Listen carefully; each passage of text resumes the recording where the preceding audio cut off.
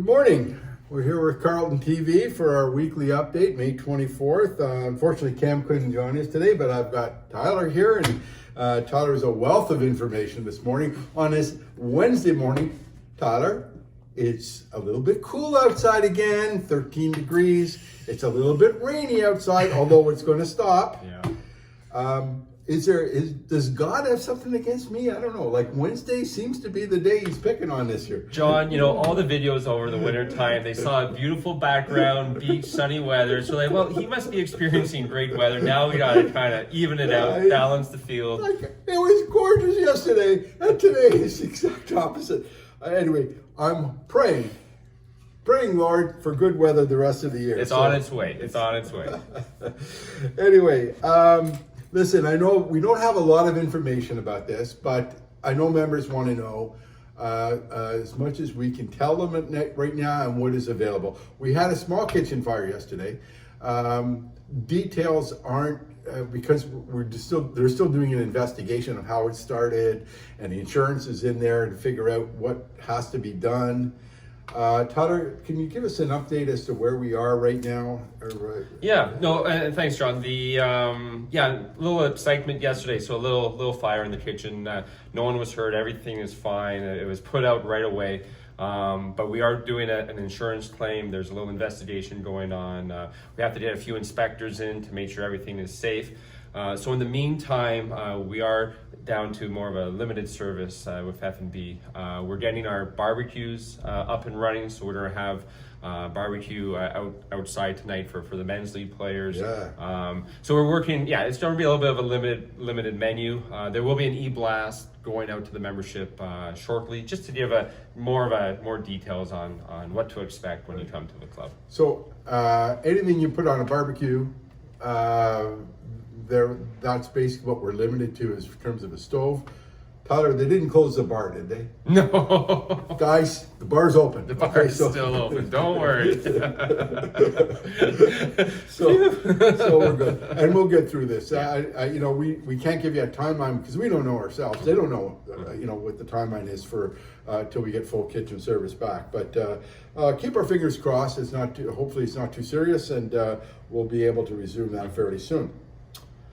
I hear we're going to have a big winner this morning. You had a shoe promotion last week.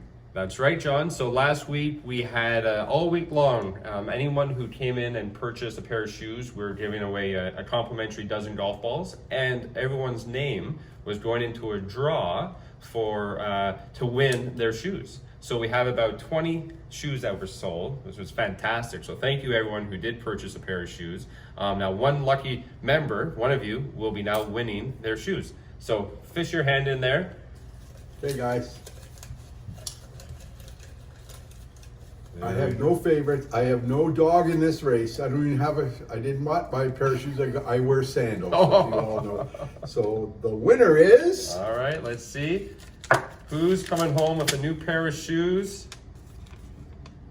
Drew Bergener. All right, Drew, well done. Congrats. Your shoes are complimentary. They're on the house. Drew, you owe me one. Congratulations, Drew.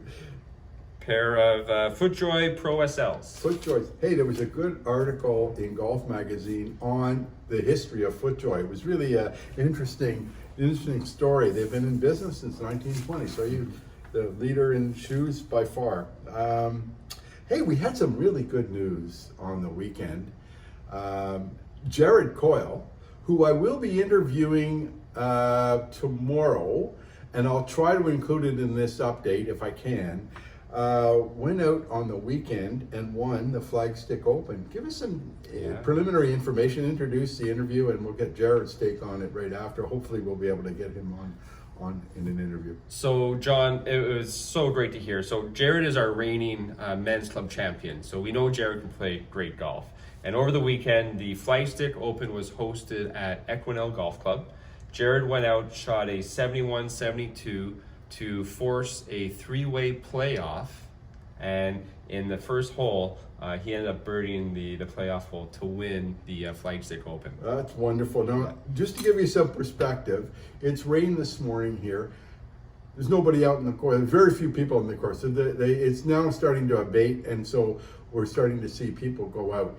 Jared had to go out in rain all day on Saturday, all day, and shoot a 71. So God bless him, shooting a 71 on that those particular conditions. And we'll get Jared's story, hopefully, and include it now. So first of all, I'm with Jared Coyle here, and we've introduced you, Jared. Yesterday, we did an update with the club, and we talked about you. And I said I'd try and get a hold of you today and talk about your fantastic win on the weekend.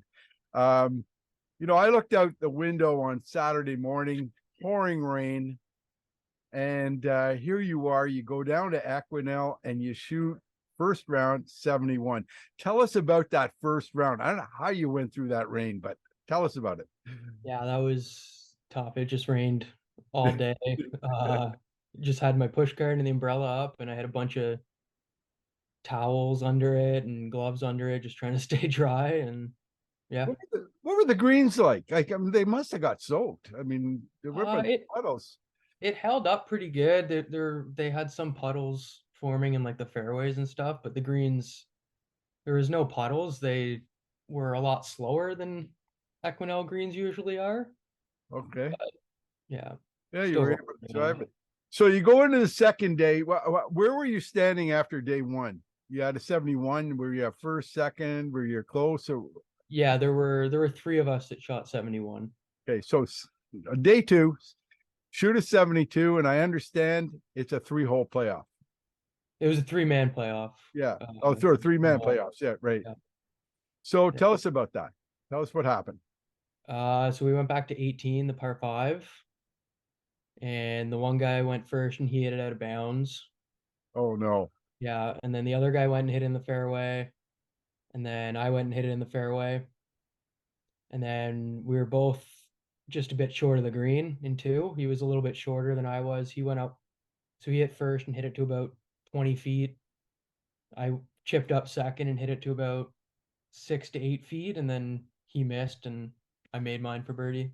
Oh wow. So you took a 6-footer for birdie and the win. Fantastic. Yeah. What a great weekend. But yeah, a lot of credit to you to go out there in that miserable weather on Saturday, because I don't know how you did it, and then come back and win in a playoff the next day. Congratulations. Great work. Thank you. Yeah. We missed you yesterday in men's league. I played a little. I was a little earlier than normal. A little earlier? Yeah, I was with a different group. Oh, sorry. Yeah, different group. Okay, so I missed it. I missed your score yesterday, but it was nothing special. Yeah, I got it in. We did get it in, but I missed it looking at it this morning. So because I normally check you and some of the other guys and see how you did. Yeah, well, that's great news. What's next for you now? Where is your next tournament? I have a qualifier for the Ontario Am in a few weeks, so okay, the Greensmere, and then hopefully qualify for the Ontario Am, which would be at Black Bear in Belleville. Well, listen, best of luck, and look forward to watching you over the summer and competing. And of course, as our club champion, we want you to compete for that again this year and see if you can defend your championship. That's wonderful news. Wonderful. Yeah. Thanks very much, Jared. Yeah. Appreciate the time. All right, Tyler. We had a PGA pool. Yes. And my playing partner almost pulled it off again. That guy is so good at pools. I don't know how he did it. But we do have a winner, and the winner is... The winner of our PJ pool is new member Bill Bennett. Congratulations, Bill. Now, a little something for you to know. There was only 2 people in the whole pool who actually picked the winner, who was Brooks Koepka. And Bill was one of them. So that certainly boosted his chances of winning. And it was a great pool. We had a lot of members participate. We paid out the top three participants. So Bill Bennett was the big winner. Second place, my buddy Steve Aerosmith. Aerosmith, you did it again. I don't know how you do this. He worked for Stats Can, so I think he's got an in somewhere there. I'm not sure what's going on. And in third place, a new member also, Ryan O'Neill. So congratulations, all 3 of you. Good for you guys. That's great. Brooks, boy, nuts.